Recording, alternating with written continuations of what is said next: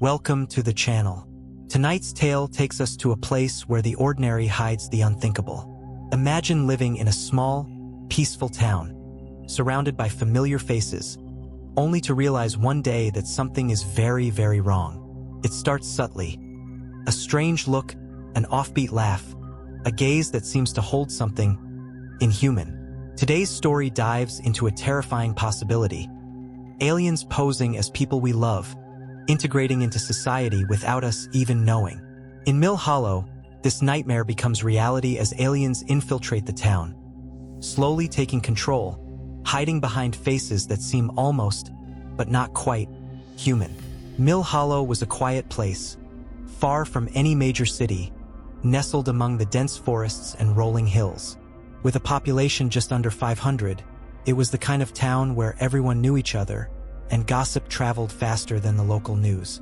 People waved as they passed by, left their doors unlocked, and felt safe as they gathered at the diner or strolled through the local shops.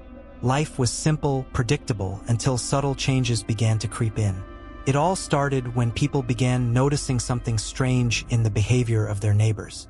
Someone would walk by with a familiar face, but there'd be something different about them, a subtle wrongness that was hard to define.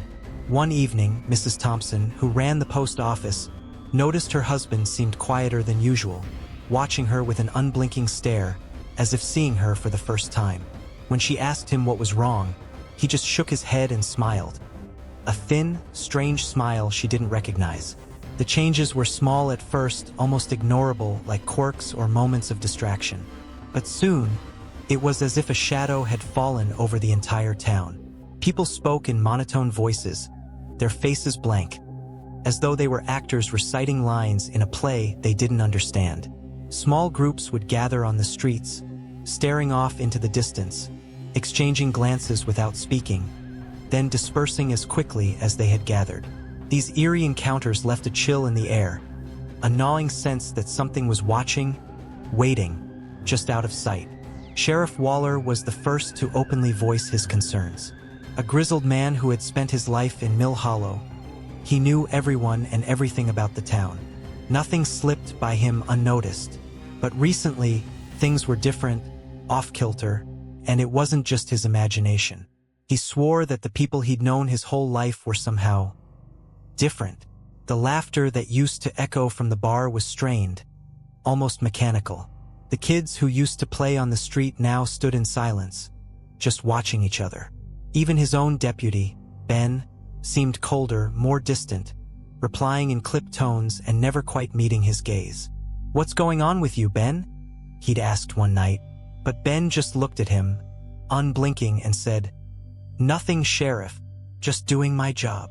There was an oddness to his stare, a void in his eyes that made Waller's skin crawl. Over the next few weeks, the strange behavior spread like a disease. People began acting even more out of character, as though they'd forgotten what it meant to be human. Marcy, the waitress at the diner, was known for her bubbly, talkative nature. But now she moved through the diner in silence, her eyes fixed on a distant point, serving food without the slightest expression. Her usual cheerful "how's it going?" was replaced with an empty nod, her face eerily blank. At night, shadows moved through the streets of Mill Hollow. People began seeing their loved ones standing in odd places at odd hours, staring out into the darkness or murmuring to themselves in low, unintelligible tones. Husbands and wives grew fearful, watching each other for signs of this strange infection. The town's heart began to rot with paranoia. Mothers clutched their children close, neighbors locked their doors, and friendships withered under the weight of suspicion. No one knew who they could trust. Strangest of all were the occasional disappearances. People would leave their homes and never return. Sheriff Waller tried to investigate, but every lead ended in a dead end. One night, he found Ben in his office after hours, staring at the town map with a strange intensity. His eyes glazed. "Looking for something, Ben?" he asked. Ben turned to him, his gaze cold. "Just checking the town's layout," he said, his voice flat. The answer made no sense, but Waller felt an icy dread claw at his gut. He began to wonder if his own deputy was still the man he'd known, or if he was something else. Eventually, a handful of people began to see the truth. They started noticing cracks in the illusion, brief glimpses of something alien lurking beneath the familiar faces. Betty, the schoolteacher, was one of them.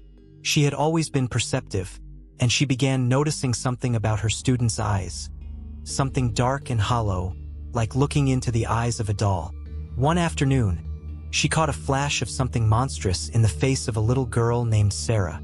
It was just a second, a heartbeat, but she saw it. A twisting, grotesque shape under her skin, a mask of humanity stretched over something wrong. Terrified, she confided in her friend Tom, the town mechanic. Tom had also noticed strange things. He told her about how he'd seen his wife standing in their backyard at dawn, staring into the sky with wide, unblinking eyes, her face expressionless. When he called out to her, she turned slowly, her face twisting into a strange, unfamiliar smile. She was changed, he whispered, his voice shaking, like something else was wearing her face. Together, Betty, Tom, and a few others began meeting secretly, comparing notes, piecing together their suspicions. They realized the chilling truth. The people they had known their entire lives were being replaced, infiltrated by something that could copy faces, voices, even memories, but not humanity. These alien imposters moved like puppets, each action an attempt to mimic their former lives, but they could not hide the void behind their eyes. Over time, Mill Hollow grew eerily quiet. The few who hadn't yet been taken hid away, keeping their doors locked and their lights off at night. When the imposters walked by, they could hear them whispering in low, unintelligible voices.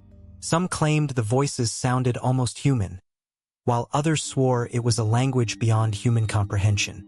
Desperate for answers, Sheriff Waller tried reaching out to authorities beyond Mill Hollow, but every phone call was met with static or silence.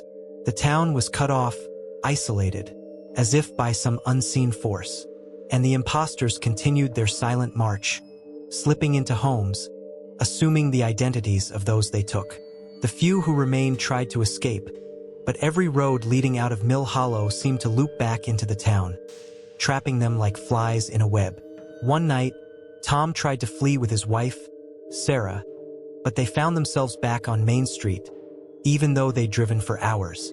Panic clawed at them as they realized there was no way out. As they stumbled through town, they saw a group of imposters standing in the shadows, watching them with those cold, empty eyes. The survivors gathered in the basement of the old church, barricading themselves inside. They whispered about what they had seen, the faces they had trusted that had betrayed them. Sheriff Waller, Betty, Tom, and a few others were all that remained.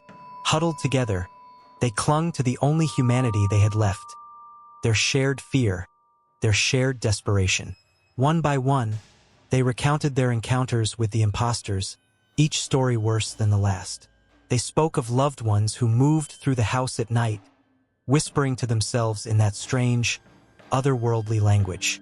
They spoke of faces melting, of eyes turning pitch black, of hands that stretched into grotesque shapes.